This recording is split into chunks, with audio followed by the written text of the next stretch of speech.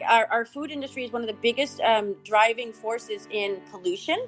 Think of all those like single-use plastic cutleries, the styrofoam, and who's accountable for that? Is it the customer? Is it the restaurant? And nobody's accountable.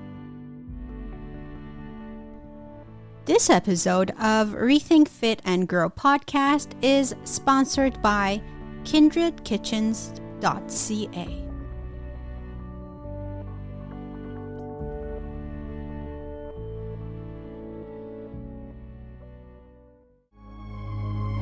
The fitness world is changing.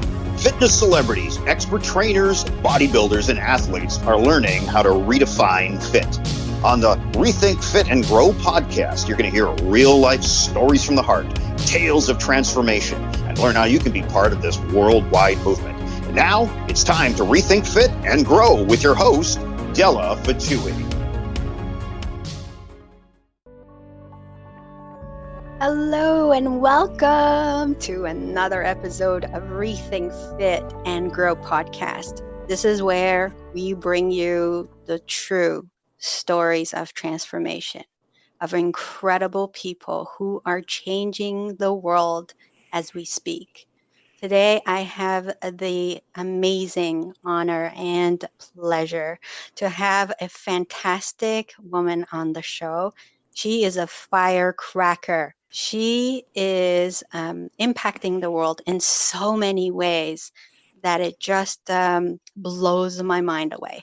So I can't wait for us to start this conversation. So here we go, ladies and gentlemen. I want to introduce to you Angela Nuhn. She's a healthy plant-based foodie. She's a vegan chef and integrative nutrition health coach and consultant. Her mission is to show people how food is medicine and is a catalyst for positive social change. Her mission through Kindred Kitchens is to elevate the food experience through education, sustainable solutions, and by putting immunity on the menu. I cannot wait to hear her story. At the age of 36, Angela has had so much experience, and we're going to just dive right in.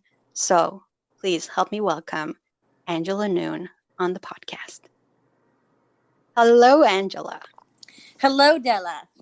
Thank you for the lovely intro. I'm blushing. You're awesome. You know that? I mean, you have accomplished so much already, and you're so young. And I mean, amongst some of your great accomplishments are the fact that you are a yogi.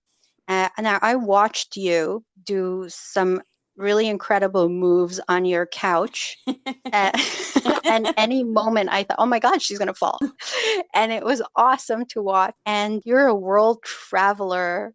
And you've lived in amazing places, and you are just blowing my mind away with everything you're doing. You have this amazing movement that you're just starting in restaurant evolution, and we're going to come back to that and talk about that. So how do you feel when I talk about all these things that you've done, when you hear the words coming out of my mouth that are about you and about your accomplishments? How does that make you feel? It's so interesting because I mean it's all true, so it's valid, but it's coming from my end, I'm never where I want to be. So like that's one of the things I've been learning to do lately is like really appreciate the progress. Because even with all that, and it's so nice to hear because I'm like, oh yeah, I have done a lot. But like, you when you're doing it, you're in the moment and everything's great and it's beautiful memories, but like we're always looking ahead. So I think it's really important to be reminded of what you've done and where you've come from and what you've accomplished. So thank you. Oh, you're so welcome. Well, it's pretty incredible. So let's go back to where you come from, actually, because that's where we want to start. We want to get the gist of where Angela comes from. First moved back to Canada. So I've been back here since 2000, at the end of 2013, like in December. That's when I came back. And that's because my mom passed away. That was when a major shift happened. So like I thought I was kind of healthy before then, Like I looked healthy and stuff. But when I came back, my mother was sick. She had a double lung transplant, and she actually passed away. But after that, I really like, that's when I went into, studying integrative nutrition and getting into Reiki and all this other stuff, just because I realized that health is just so much more than like what people, you know, um, like how we're treating it here in Western society. Because I literally brought my mom out of a coma using my hands, and like the doctors couldn't understand how that happened. But like when she couldn't speak or do anything, but she could feel. And so I was like, okay, I need her to know I was here. And so I gave her like these healing massages, which I'd always done like as a child. But it actually woke her up, and I was like, wow, like, all she needed was love. And like, not that she like, survived or anything, but she wouldn't have woken up otherwise if she hadn't felt that love. So that was really what inspired me. And then when I was in that school, then I became vegan. Not that they encouraged the veganism, it was actually kind of the opposite, but I did that for my own reasons. And then, little things like, just like lifestyle things. I entered a bikini competition. That was the first time I ever started doing like eliminations. Like I eliminated gluten and I eliminated sugar, and I drank way more water. So that was kind of like the first step for me, like doing like a serious cleanse, or like a, elimination, where I noticed how these things were affecting me for the first time. I also became lactose intolerant. Well, I was lactose intolerant. I just had no idea. So throughout high school and for most of university, I drank milk like it was going out of style because it made me feel full and I didn't want to be Milk fat. does your body good, right? Yeah, right. It was called inflammation. So I was constantly inflamed, and that's why I felt full. But it was like, my body was functioning, so I wasn't aware that it was. But then when I actually went to a naturopath and found out that I was like sensitive to it, I cut it out of my diet, and now I'm really sensitive to it because my body's not under that constant like fight. Like it's like the fight or flight syndrome, or like your body, it's like not constantly fighting off the whatever's triggering the inflammation, right? In this case, it was dairy. Suppose people like myself, I didn't know how good my body could feel. And now I'm like next level. Like I'm actually like doing detoxes and stuff like that. And I can tell you, like, even in this past, like since 2020, I've done like 3 detoxes, and I eat very healthy. You know what I mean? Like I'm like not 100% gluten free and stuff, but I'm a whole food, mainly organic. Like I avoid sugars and stuff. But after doing these detoxes and really getting rid of the stuff that we're accumulating and we're not even aware of, like that's when I swear to God, like I actually look younger now than I did 5 years ago, just from like the detoxing, and I feel great. So how healthy can we feel exactly? Tell me. Well, that's kind of hard because, we have our optimal health, which is like our potential, but our potential is always expanding. So, I mean, what you're going to feel like your best, which I would think is like you're feeling strong, you're energized, you're clear head, you're able to focus, you've got motivation, and speed and stuff. Like there's a lot of things that could be health. It's not just like how you look or how you feel or like what you weigh on the scale. But your health is always expanding, or it's not expanding. It could be like deteriorating. You know what I mean? Yes. So Yeah. that's a hard thing, because like right now, my optimal health is way better than it would have been 5 years ago. Because I'm getting better. But a lot of people, unfortunately, are not getting better because they're still accumulating stuff. And a lot of people aren't even aware of, all the toxins that are in our everyday environment. Like I can't even remember what the number is, but it's like tens of thousands of toxins that are released every single year, and they're not even really safe tested, and that's why we have these product recalls. Stuff like kids' toys have hormone disruptors and stuff. So all of this stuff is constantly affecting our bodies and our health. So that's why detoxing, babies are born toxic, just because there's so many things. So it's really important that people actually become mindful of this so that they can eliminate some of these things and create that clear channel for their health. And it's not to say you're going to stay clear and perfect forever, but you can always detox again. So. You touched on a very important point. How has your view of what healthy body means has changed? Okay, so it's changed It's changed a lot because for me now it's more of like a holistic view of what healthy is. Before it was very physical. I thought it was if you're thin and you're lean and you have muscles and you eat clean, like that fitness star physique sort of thing. But in all actuality, that's actually very unhealthy for the most part. It's not a sustainable diet that's getting these people to that. Mind you, you can kind of look like that and be extremely healthy by doing it through different means, right? It's not like I feel that, right now I do a lot of fasting. And it's not that I'm fasting because I'm wanting to lose weight. I'm not fasting about any of the physical stuff. I'm fasting more because I'm so busy and I'm doing work that I'm super passionate about.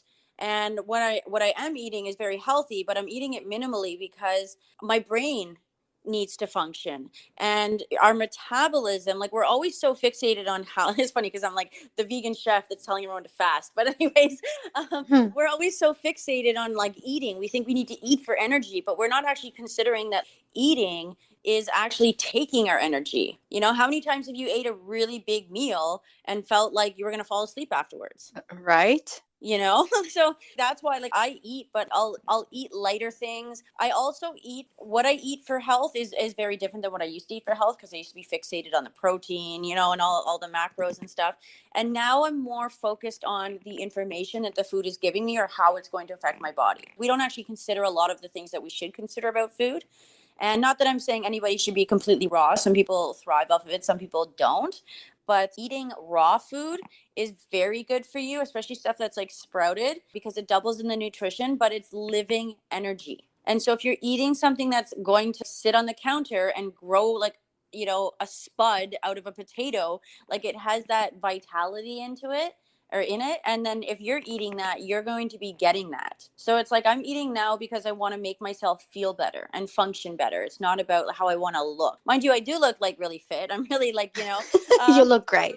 yeah, but it's because I'm fasting, and when I do like exercise, I'm super focused, and it's more like intentional. I don't know. Yeah, it's totally shifted because like even my yoga, like you say, like everyone's like, oh my god, you have such a crazy practice. Wait until you see the one I did in Scarborough Bluffs that I'm going to post tomorrow. That one will freak you out too. Okay, I can't wait. Yeah. Doing the fasting and stuff like that, like now it's like I spend more time meditating than I do with my practice, but I don't need to practice as much to get to where I would have before because I'm doing more stuff with my mind. Hmm. It's very interesting. Our society is not conducive to that sort of mindset when it comes to eating. Yeah. So that's where you're impacting the world. Mm-hmm. And so through Kindred Kitchen, but also this new movement that you're starting, Restaurant Evolution, right? Yes. So let's talk about that. First of all, how did the idea come to you? Okay, so it's kind of weird because the idea came to me many years ago, but it wasn't like a clear vision. It was just this thing that I knew I needed to create that came to me. It kept coming to me in meditation, right? And in 2020, right before the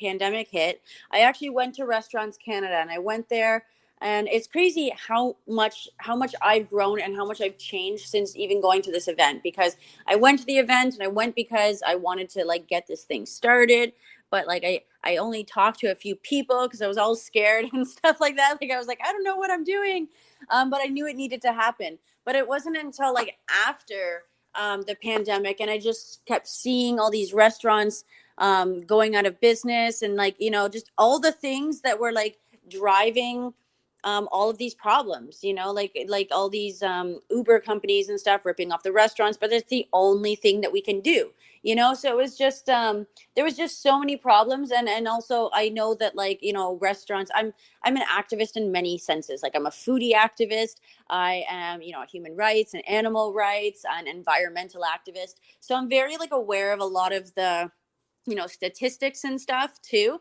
And food, it is such an impact on our society and like bringing people together, but it also impacts our environment. It impacts our health, our mood, our brain functioning. It's so important about sustainability. Like it really is a driving force for socioeconomic change. But it's like, none of these industries like food, it's not connected to the health industry, but like it is potentially a medicine or a poison. And the health industry has no connection to the food industry, but a lot of the food is making us sick. So it's just like there's all these like disconnects because our society is so messed up. But it's like this holistic view, right? So I feel like maybe because I traveled so much, I was out of society, that I see things differently. I don't know. But anyways, Well, traveling changes your perspective. That's for sure. It opens up your horizon. Totally. And yeah, so anyways, it's just like these are all of my passions, and I see problems. Maybe it's innovation in me. So I went back to the Restaurants Canada show this year. It was virtual, and it was actually a lot better for me because I wasn't distracted by all the food. And so I was doing all these virtual meetings. But it was good because I'd already been working on this for so long, and I'd already started putting stuff out there. But it just validated to me that all these experts, were really just pointing out what I already knew and was like kind of pulling together and stuff like that. So on that note, Angel, we're just going to take a short break and hear this message from our sponsors, and we'll be right back. This episode of Rethink Fit and Grow podcast is sponsored by kindredkitchens.ca.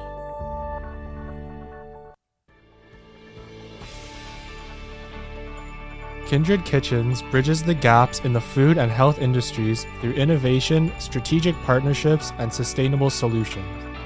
The restaurant evolution helps local restaurants and small business drive more sales through a menu optimization and certification that offers healthy, 100% plant-based food fixes, supports local business, and positively impacts the planet by creating measurable impact towards 7 of the UN Sustainable Development Goals by incentivizing conscious consumption that drives socio-economic change. To reach us and for more information, go to www.kindredkitchens.ca or www.therestaurantevolution.com.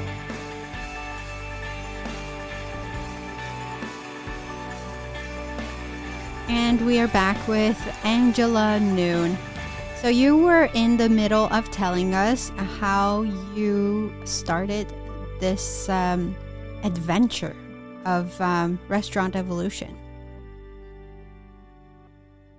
Interestingly enough, Cisco Canada, who I had my cooking show with today, I had the year before I won one of their contests and I won a bunch of swag. And so I take pictures wearing the swag, and then, they sent me more swag. But then after this one, I actually went into like when they had their live booth and I was like, hey guys, love you, blah, blah, blah, blah, blah. But then they contacted me and they happen to be the biggest food distributor. So it's like, they contacted me to do this virtual show, but I was like, wow, this is so like the law of attraction happening to like put me in a position so that I can actually make this happen, So now I'm working with all these brands, but basically what I'm trying to do through the restaurant evolution is create transparency as one of the biggest issues right now. Like we're reading a label and we see all these things and we see, what's on it. Okay, there's calories, there's fat, there's saturated fat. What about the GMOs? What about the pesticides? We never know any of those. And if things aren't going to be organic, at least maybe we need to know if they are using these chemicals and what are these chemicals, right? Like maybe that's not going to happen, but you at least want to know because we think that we're eating spinach. And spinach is one of the supposedly most healthy, greens that we eat normally, like in a traditional diet. But if you're not getting organic, it is sprayed with so much pesticides, and those pesticides accumulate in your body and they don't just rinse off because it actually penetrates into the soft skin. So if anybody's listening to this and you haven't heard about the Clean 15 or the Dirty Dozen, those are game changers. So it just tells you the Clean 15 that aren't as contaminated or they have skins or whatever that can peel off, or the Dirty Dozen, which are berries and things with really soft skins that are often heavily pesticided. So that's worth checking out for your own health. Oh man, that's scary, Angela. I know, right? And so this is the thing though. Nobody is educated on what is actually like going on in our food supply or in our chain. And then there's like so much food waste, and the food waste has such an impact on our environment too. So I'm always like trying to like throw in little things. But anyways, I just seem like, the problem is too, we're in a consumer society. This is how we've been functioning, and this is how we know how to function. Like, I worked in advertising. That was like my biggest analogy. And I'm like, I got to get out. But you can't escape the world, or you can't escape society. So it's like, we have to work with it. And what if we actually used food as the catalyst for change? Because it is the commodity we're always going to be consuming, unless you're like me and you're fasting. I'm just kidding. No, I still eat. But it's going to be. You always have to get back to eating Yes, at some point. Right? Yeah. Yes, you're right. And so it's like, what if we did that? Because it affects, like, our food industry is one of the biggest driving forces in pollution. Think of all those like single-use plastic cutleries, the styrofoam, and who's accountable for that? Is it the customer? Is it the restaurant? And nobody's accountable. So nobody takes any responsibility, and nobody even knows about the 2030 Sustainable Development Goals, which if we don't hit, we're going to be, perishing on this planet. So anyways, I just thought that this was a really good way to use food and drive conscious consumerism by incentivizing conscious consumption. And that's done through rewards, through recognition, through points, little contests and stuff like that. So yeah, that's what it is. And I'll actually tell you just quickly what the 7 goals are. Yes, so, I was going to ask you actually if you could do that, please. Yeah. So it actually kind of does overlap in another one too, but good health and well-being. Bing.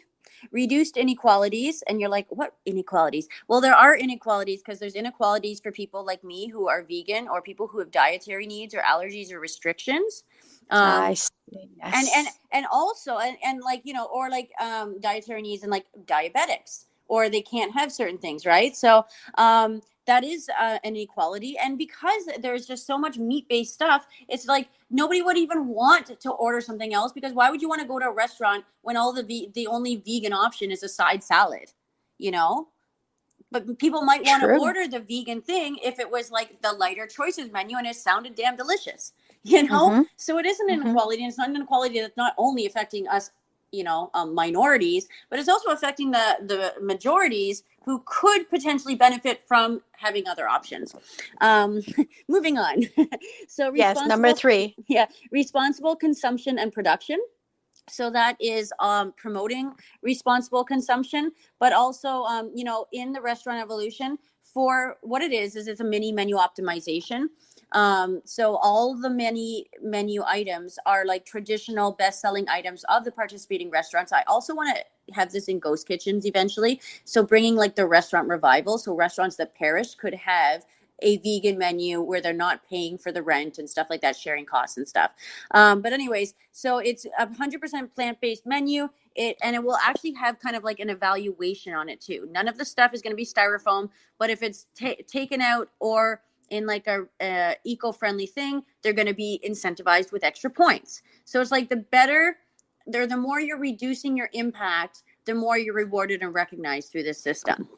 Okay, so decent work and economic growth. This is because it's promoting localized solutions. So rather than having the Uber Eats, using local drivers. We're only working with local, small to medium-sized businesses. There's no conglomerates.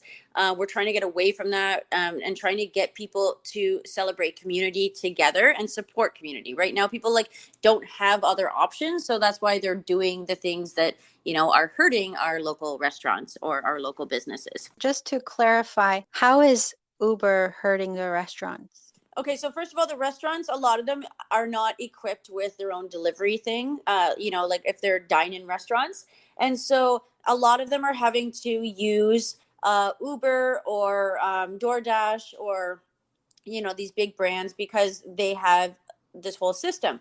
But the restaurants they're losing a lot of money anyways. Like they were the most booming industry in 2019 and 2020. They're the most impacted. Like we've had over 10,000 restaurants across Canada closed down, probably more now. This is like an old statistic from like March or like November, sorry. So wow. It's probably way more now. Yeah.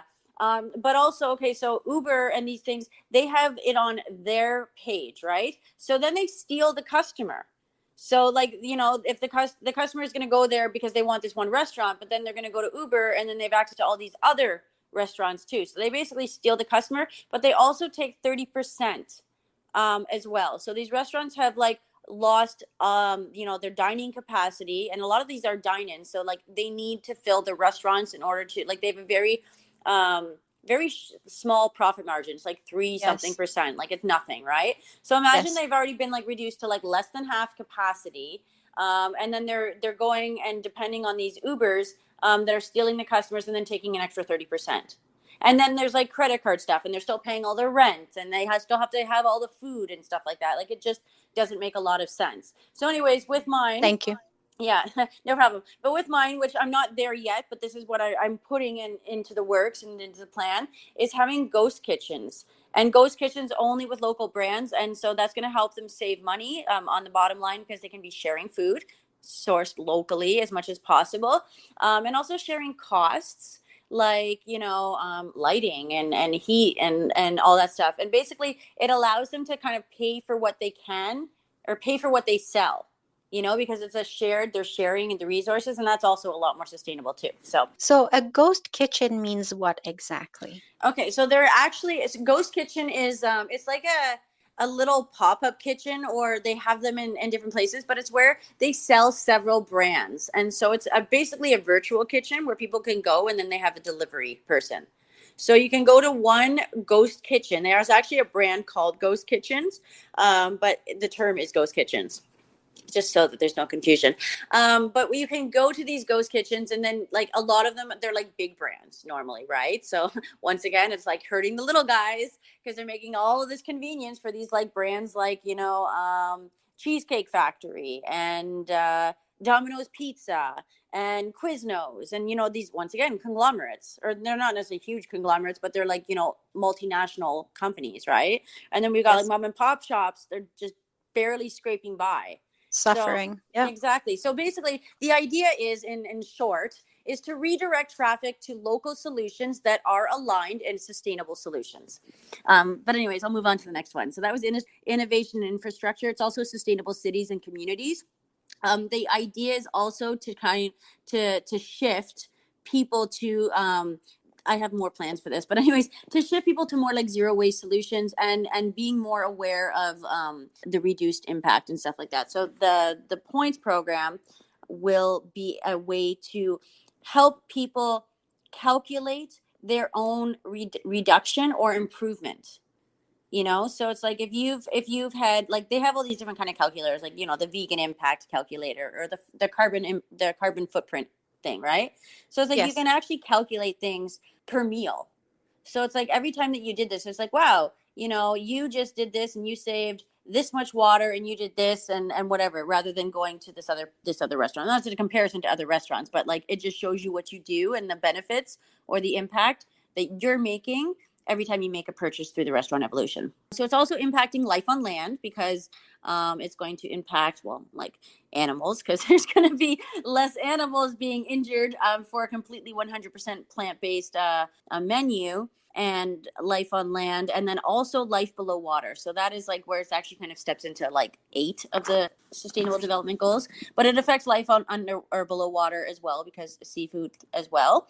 People aren't aware of this, but all of our waste ends up in the ocean. And I'm so aware of this. I was never here in Toronto when they had that big garbage strike, but I heard about it. I think I was living in like South America, but I heard about it. But that was just a little glimpse into people, for people to actually see how nasty it is, right? When I was living in Thailand, it was in Koh Phi Phi, and it's like a small little party island. And every single night, I was fire dancing there. But every single night I would see another crazy story. For another talk. But anyways, they would they'd take all the garbage and put it onto this boat. And then they'd send the boat out. And I was like, where are they taking all this garbage? And they take it to this like island in the middle of the Pacific Ocean. It's like the size of Texas and growing. And everything's just man-made garbage junk, right? And it's just like leaking out into the ocean and stuff like that. I was like, wow, that's one little tiny island. Crazy. So it's just like, you know, when you see this stuff, like that's also traveling really opened my eyes to so many things. But that's just one little island in Thailand. And like here in Canada, we are so wasteful.